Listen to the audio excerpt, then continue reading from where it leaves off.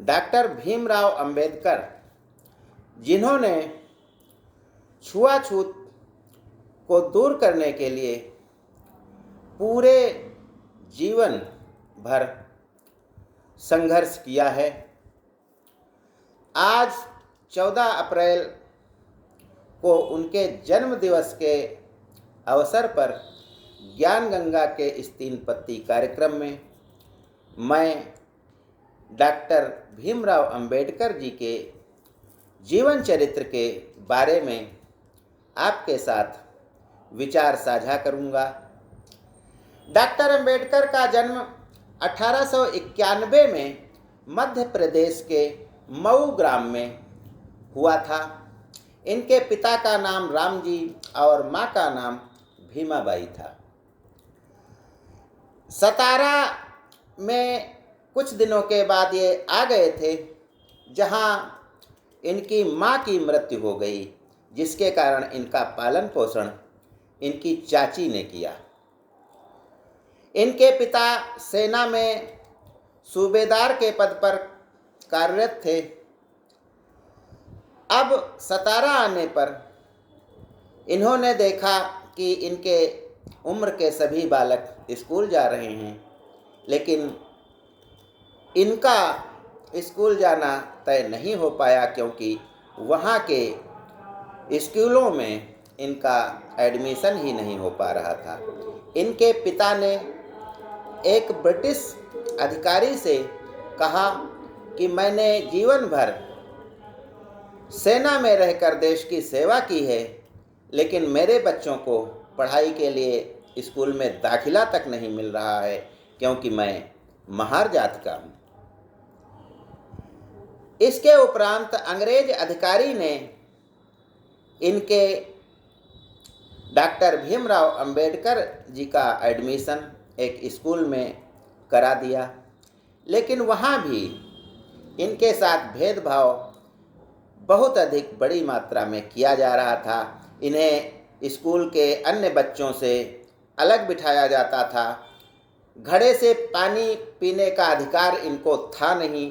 चपरासी चुल्लू से इनको पानी पिलाता था, जिसके कारण ये कभी कभी चपरासी जब छुट्टी पर होता था तो बहुत अधिक प्यासे हो जाते थे। इस समस्या का हल डॉक्टर साहब ने ढूंढ लिया था और उन्होंने स्कूल के पास जो कुआं था वहाँ से पानी पीकर अपनी प्यास बुझाने की तरकीब निकाली थी। लेकिन 4-6 दिन पानी पीने के बाद ही वहाँ के सवर्णों को इसका पता लग गया और उन्होंने एक दिन भीमराव अंबेडकर को पानी पीते हुए कुएं से रंगे हाथ पकड़ लिया। जमकर पिटाई हुई और इस बात पर छोड़ा गया कि आप कभी इस कुएं से पानी नहीं पिएंगे।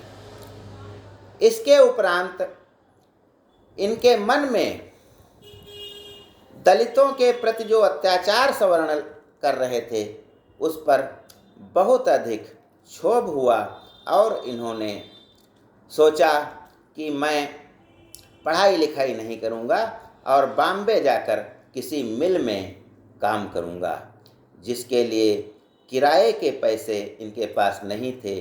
तो इन्होंने अपनी चाची के बटुए से पैसे चुराने की सोची, जो उनकी कमर में बंधा रहता था। 3 रातों तक लगातार जागने पर भी इनको मौका नहीं मिला। आखिर चौथी रात जब मौका मिला तो वो बटुआ इन्होंने चुराया, तो उसमें देखा कि मात्र आधा आना है, जिसमें वे बम्बई को नहीं जा सकते थे, जिसके कारण इन्होंने प्रण किया कि अब मैं पढ़ाई लिखाई करके ही योग्यता हासिल करूंगा और कुछ बन करके दिखाऊंगा। इनके पिता बॉम्बे आ गए थे और इनका एडमिशन एक मराठा स्कूल में करा दिया गया था और उसके बाद कर्ज लेकर एसेंशन स्कूल में इनका एडमिशन कराया गया, जहां से इन्होंने बीए की डिग्री हासिल की। इस स्कूल में जब ये विद्यार्थी थे तो एक दिन एक अध्यापक ने एक बोर्ड पर सवाल लिखा और हल करने के लिए अंबेडकर को बुलाया। तभी सभी सवर्ण बच्चे चिल्ला उठे कि ये महार जाति का है, अछूत है, इसको स्कूल का ये जो सवाल है ये हल मत करने दीजिए, क्योंकि वहाँ पर हम लोगों के टिफ़िन रखे हुए हैं। सभी बच्चे दौड़ दौड़ कर उन अपने टिफ़िनों को उठाने लगे, क्योंकि यदि अंबेडकर बोर्ड पर कुछ लिखने के लिए जाते तो उनकी परछाई इन बॉक्सों पर पड़ती और वे अपवित्र हो जाते। कदम कदम पर जाति को लेकर इन्हें नीचा दिखाया गया। तभी एक अध्यापक जो कॉलेज में था उसने इनको पहचाना, क्योंकि इन्होंने कह दिया था कि मैं महार जाति का हूँ, मुझसे दूर रहिए। उस अध्यापक ने इनकी बेबाकी और सत्यवादिता से प्रसन्न होकर इन्हें बड़ौदा के राजा से मिलाया, जिन्होंने स्कॉलरशिप देकर इन्हें अमेरिका के कोलंबिया विश्वविद्यालय में पढ़ाई के लिए भेजा, जहां इन्होंने पढ़ाई की और 4 साल बाद आकर के बड़ौदा के राजा के यहाँ सेना के एक अधिकारी के रूप में काम करना प्रारंभ किया। लेकिन इनके जो नीचे जो अधीनस्थ थे वे उच्च जाति के थे, उनको ये पसंद नहीं आया, जिसके कारण डॉक्टर अंबेडकर जी ने इनको वह नौकरी छोड़ दी और उच्च शिक्षा के लिए लंदन चले गए। लंदन से इन्होंने एमएससी, डीएससी और बैरिस्टर की उपाधि हासिल की और 1924 में भारत आ गए और वकालत प्रारंभ कर दिया। एक किस्सा बचपन का है, जब इनके पिता कोरेगांव में सेना के सूबेदार के रूप में तैनात थे, तो उन्होंने अंबेडकर, इनके भाई के लड़के और अपनी बहन के लड़कों को अपने यहाँ कोरेगांव बुलाया था। लेकिन उस समय कोई टेलीफोन वगैरह नहीं थे, जिसके कारण पता नहीं चला कि कब ये बच्चे आएंगे। और जब अंबेडकर अपने अन्य भाइयों के साथ, बहनों के साथ वहाँ पहुँचे तो वहाँ से इनके पिता के पास कोरेगांव जाने के लिए कोई साधन नहीं था। स्टेशन मास्टर ने इनसे पूछा कि बच्चों तुम कहाँ जाना चाहते हो, लेकिन उन्हें जैसे ही पता चला स्टेशन मास्टर को कि ये महार जाति के हैं, वह बिदक कर दूर हट गया। किसी प्रकार से एक बैलगाड़ी बुलाई गई, उसमें बच्चे बैठ गए, बैलगाड़ी चल पड़ी। लेकिन बैलगाड़ी के चलाने वाले को जब पता चला कि ये बच्चे महार जाति के हैं, तो उसने भी इनको सबको उतार दिया और कहा कि मैं आपको नहीं ले जा सकता हूँ, क्योंकि तुम महार जाति को हो।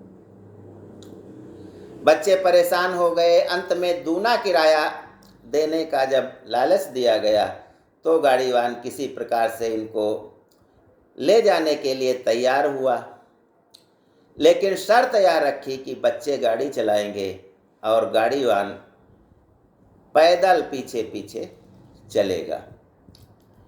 क्योंकि ये महार जाति के थे तो इसलिए इनको कहीं भी पानी भी नहीं मिला। तालाब में, नदी में पानी पी नहीं सकते थे, क्योंकि वहाँ अनुसूचित जाति के व्यक्तियों को पानी पीना मना था। डिहाइड्रेशन के कारण अर्धमृत अवस्था में ये किसी प्रकार से अपने पिता के पास पहुँचे। यह अनुभव इनके जीवन को झकझोर देने वाला रहा। 1927 में 20 मार्च को इन्होंने एक दलितों की यात्रा निकाली और कहा कि हम सार्वजनिक तालाब में पानी पिएंगे। इन्होंने हजारों अनुयायियों के साथ में जा कर के चापदार के तालाब में पानी पिया। सबसे पहले डॉक्टर अंबेडकर ने चुल्लू से पानी पिया और इसके बाद इनके सारे अनुयायियों ने उस तालाब से पानी पिया। वहाँ पर सभा को संबोधित करते हुए डॉक्टर साहब ने कहा कि हम यहाँ इसलिए नहीं आए हैं कि हमें पानी की समस्या है या इस तालाब का पानी बड़ा जायकेदार है, इसके लिए हम नहीं आए हैं। हम तो इसलिए आए हैं कि हम अपने मनुष्य होने के हक को हासिल कर सकें और उस श्रेणी में आ सकें जहां जानवरों को तो पानी पीने का अधिकार है लेकिन मनुष्य को नहीं है, क्योंकि वह महार जाति का है। दूसरे दिन सवर्ण हिंदुओं द्वारा दलित बस्ती पर इस बात को लेकर के हमला कर दिया गया। महिलाओं, बच्चों, बूढ़ों सबको घर से खींच खींच करके घसीट कर मारा गया, सारा सामान तोड़ दिया गया और उस तालाब का फिर से शुद्धिकरण कराया गया। इस प्रकार समय समय पर विपत्तियों को झेलते हुए भी डॉक्टर साहब आगे बढ़ते रहे। उन्होंने पढ़ाई को अपना हथियार बनाया, क्योंकि वे जानते थे शिक्षा वह शेरनी का दूध है, जो पिएगा वह दहाड़ेगा। और इन्होंने पढ़ लिख कर इतना अच्छा अनुसूचित जाति के व्यक्तियों के लिए माहौल बना दिया कि उनको एक सीढ़ी ऊपर उठने में देर नहीं हुई। गांधी जी से इनके विचार मेल नहीं खाते थे, क्योंकि गांधी जी हिंदुओं को मजबूत करते थे लेकिन छुआछूत को दूर करना चाहते थे। लेकिन जब तक 4 वर्ण की व्यवस्था को ध्वस्त नहीं किया जाता है तब तक अंबेडकर जानते थे कि 100 साल के बाद भी जाति पात में भारत बटा रहेगा और जब तक जाति पात की क्यारियां रहेंगी तब तक हिंदू समाज आगे नहीं बढ़ सकता है। इन्होंने संविधान लिखना और संविधान सभा की जो प्रारूप सभा थी, प्रारूप समिति थी, उसके अध्यक्ष के रूप में कार्य कर करके संविधान बनाने में अपना महत्वपूर्ण योगदान दिया और इन्होंने हिंदुओं से हट करके बौद्ध धर्म को स्वीकार किया। 6 दिसंबर 1956 को इनकी मृत्यु हो गई और बौद्ध रीति से इनका अंतिम कर्म किया गया। 1991 में बीपी सिंह की सरकार ने इन्हें भारत रत्न प्रदान किया।